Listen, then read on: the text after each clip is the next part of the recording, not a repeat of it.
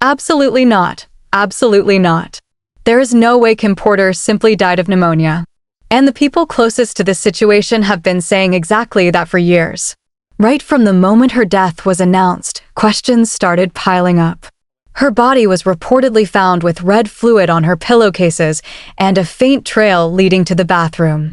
She had been strategically repositioned on the bed, something that immediately raised red flags about a possible cover-up.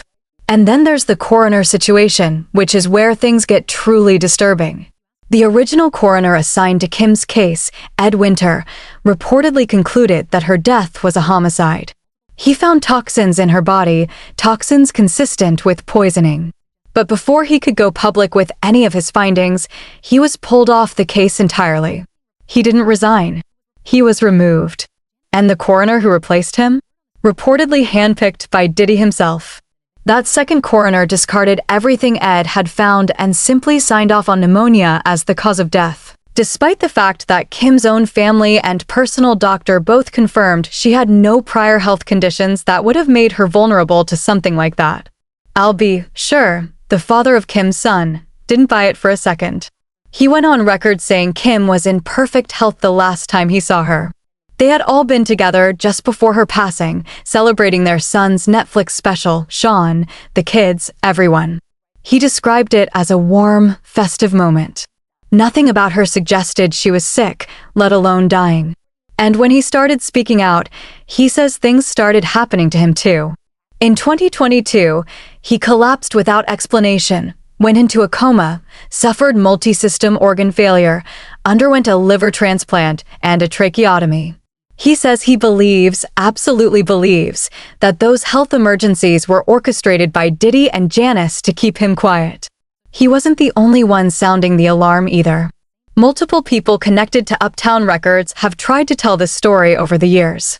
Andre was reportedly writing a book before he died. Heavy D was working on one before he passed. Kim Porter herself was working on a book before her death. Al B. Sure was working on a documentary about his life, and then he ended up in a coma. Meanwhile, Diddy has walked through all of it completely untouched.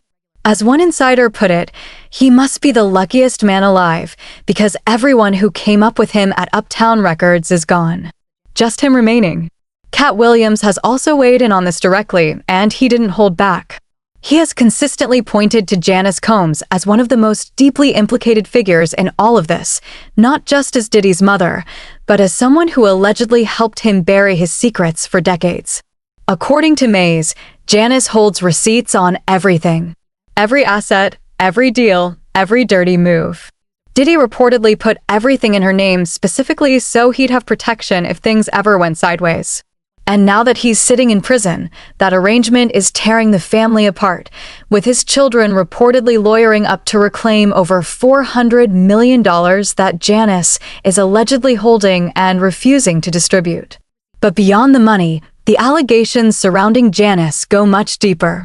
Word from multiple sources suggests she was present during the chaos surrounding Kim's death and was allegedly the one who helped Diddy select a coffin a full month before Kim passed. If that's true, it changes the entire picture of what happened that November. Katt Williams also made headlines when he appeared to suggest in a GQ interview that Diddy's capacity for extreme violence goes back even further, hinting at a connection to Tupac's death. He made clear that he isn't the type to let something like that go unaddressed, and that he sees what's happening as something far bigger than industry gossip. Now, with the trial approaching and more voices coming forward, the question everyone keeps circling back to is the same one it's always been. Was Kim Porter's death really pneumonia? Or was it something far darker, carefully covered up by the people closest to her, including the man she once loved and the woman who raised him? Drop your thoughts in the comments. What do you think really happened to Kim Porter? And if you want to keep going down this rabbit hole, click on the video right here, because this story is far from over. Now Janice Combs, Diddy's mother, has been described by multiple insiders as the backbone of everything Diddy built, including the parts that were never meant to see daylight. Her name keeps coming up over and over across completely separate conversations and allegations. Mays was one of the first to put it plainly. After publicly calling Diddy out for cutting him a $20,000 check for his entire run at Bad Boy, and after offering over $2 million to buy back his publishing rights only to be turned down flat, Mays made a pointed statement that got a lot of people's attention. He said the one person who has receipts on every single thing Diddy has ever done is Janice. Not some associate. Not a former employee. His mother. Because according to Mays, Diddy had deliberately put everything, every asset, every holding, every piece of financial protection into Janice's name so that if anything ever went wrong, he'd have a layer of insulation between himself and the consequences. And now that he's sitting in a federal detention facility waiting for trial, that arrangement is causing serious fractures within the family. His children are reportedly in the process of lawyering up to go after Janice directly, trying to seize control of what sources describe as over $400 million in assets that she is currently holding and refusing to distribute. A source close to the family described the situation as a powder keg. Massive egos, generational money, and deep unresolved grievances all colliding at the same time. The same source warned that if this goes to court, it won't just be messy. It will be explosive in a way that could permanently destroy whatever is left of that family unit. Rolling Stone also reported that court filings reviewed by legal journalists showed Diddy made significant financial moves following his September 2024 arrest, shifting holdings tied to Bad Boy Entertainment assets and real estate into Janice's name. So this wasn't something done decades ago and forgotten about. This was a deliberate, calculated move made in direct response to his legal situation. And Janice, by all accounts, is sitting on all of it. But the allegations surrounding her don't stop at finances. Word from multiple sources suggests that Janice was physically present during the chaos surrounding Kim Porter's death and was allegedly the person who helped Diddy select a coffin for Kim a full month before she actually passed. Let that sit for a second. A month before Kim died, someone reportedly helped pick out her casket. If that's accurate, it doesn't just complicate the pneumonia narrative, it demolishes it entirely.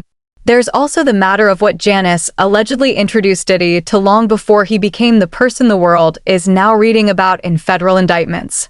According to a Peacock documentary titled Diddy, The Making of a Bad Boy, childhood friend Tim Patterson revealed that Janice used to host explicit parties in the same home she shared with Diddy when he was still a child. These weren't social gatherings. Substance dealers attended. Strangers would end up in bedrooms together. Diddy, as a young boy, would wake up in the middle of the night to things no child should ever be exposed to. Patterson described it as something that was simply normalized in that household, which raises deeply troubling questions about the environment Diddy grew up in and who helped shape the behavior he would later become notorious for. And then there's the video that went viral, footage of Diddy and Janice kissing on the lips in a way that made a lot of people deeply uncomfortable. Not because of the act alone, but because of how it looked. Multiple people who watched it pointed out that it bore no resemblance to a typical mother and son greeting. The comparison being made online was direct and unsettling. The way he kissed her was described as no different from the way he was caught kissing Daphne Joy in the recently surfaced freak-off footage. On top of that, viewers noticed that Janice had white painted nails in the video. And for anyone who followed Cassie's lawsuit closely, white nail polish was something Diddy specifically required Cassie to wear during their encounters. It was listed directly in her legal filings, which described him requiring her to dress in lingerie, wear white nail polish to contrast with the skin of the male workers, and cover herself in oil. The white nails weren't a coincidence to people paying attention. They read it as a symbol. A detail that connected dots no one wanted connected. Katt Williams has been one of the most vocal public figures on all of this, and he hasn't softened his language at any point. He has called Janice one of the most criminally implicated women in the history of the entertainment industry. He has spoken about Kim Porter's death in terms that leave very little room for ambiguity. And back in 2024, in a separate interview with GQ following his bombshell conversation with Shannon Sharpe, he appeared to go even further, seemingly suggesting that Diddy's capacity for extreme violence extended all the way back to Tupac's death. He said he loved Tupac, that he felt a kinship with him, and that if he ever found out someone was responsible for taking him out, no amount of time or circumstance would make him stop pursuing accountability. He called that person a demon. And he made clear he believed demons operate in the real world, not just in metaphor. The people who have watched all of this unfold from the outside have drawn their own conclusions. The first coroner ruled Kim's death suspicious and was removed from the case. A replacement coroner, reportedly chosen by the primary suspect's camp, came in and ruled it natural causes.